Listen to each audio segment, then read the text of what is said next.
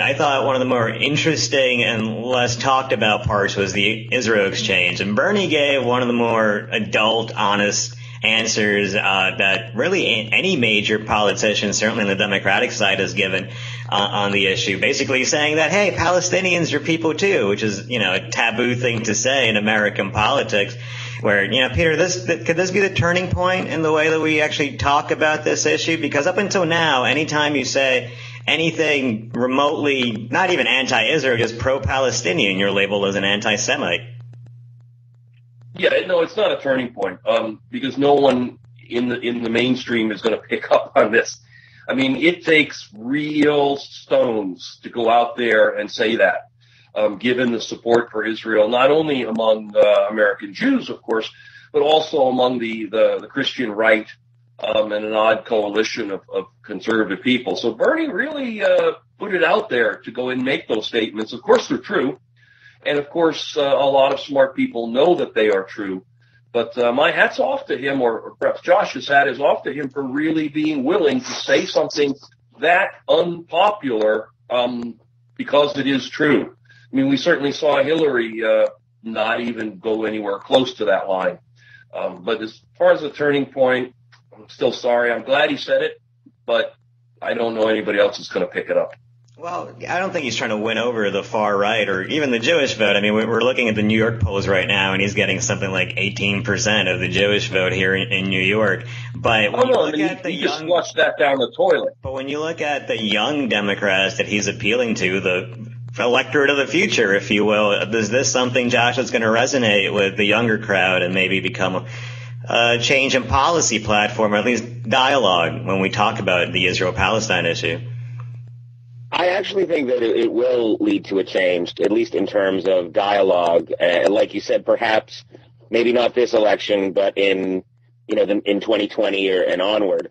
And part of my thinking or my reasoning for that is that having gone back to college on the GI Bill as an older gentleman, I was surprised to see how active the Students for Justice in Palestine, those in groups like that were on campus, and not only how active they were, but how their message, resonated, because they humanized Palestinians in a way that we typically, don't hear, growing up in the Yasser Arafat days and things like that.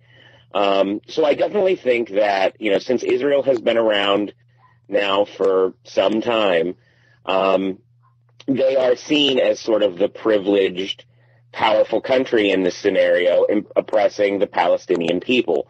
Now, the issue is way more nuanced than that and has a lot to do with geography and not as much to do with religion as people think.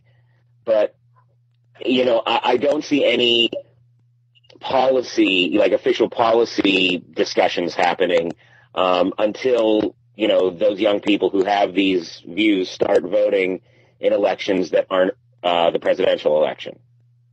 Well, to sort of, go ahead. I was just going to say, just to add as a caveat, or as like sort of a sidebar there, at the Bernie Sanders rally, I talked to a lot of supporters, and one of the questions that I always asked them was, do you believe that his call for a political revolution is the right one? And almost, I'd say 98% of them emphatically agreed. And so then when I asked them, who's running for your local prosecutor, what's going on in the primaries in your, counties and local districts, they looked at me as if I asked them, who was the losing running mate in the 1824 election. So you might be right. I feel like you're close. Maybe Martin Van Buren. I don't know. But either way, I do think that people are more open now. Younger people are more open to empathizing and sympathizing with the Palestinian people, and seeing the government of Israel is more of a kind of imperial oppressive regime.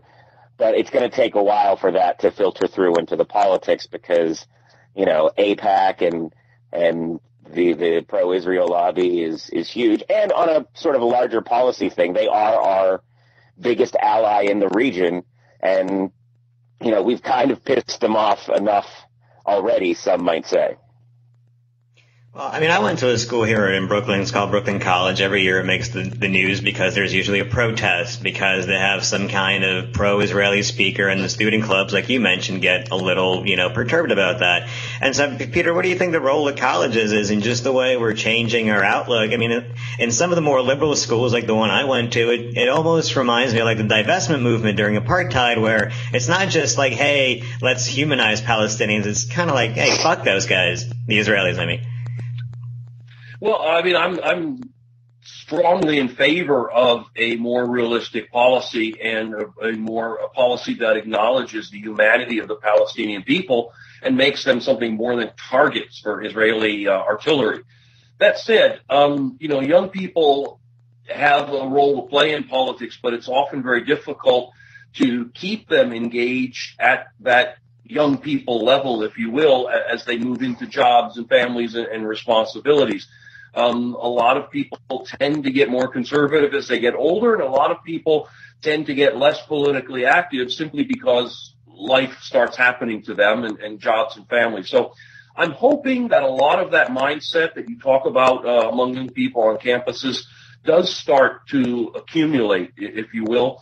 But it's also important to realize, Israel's been out there for, has been a nation for almost 70 years now.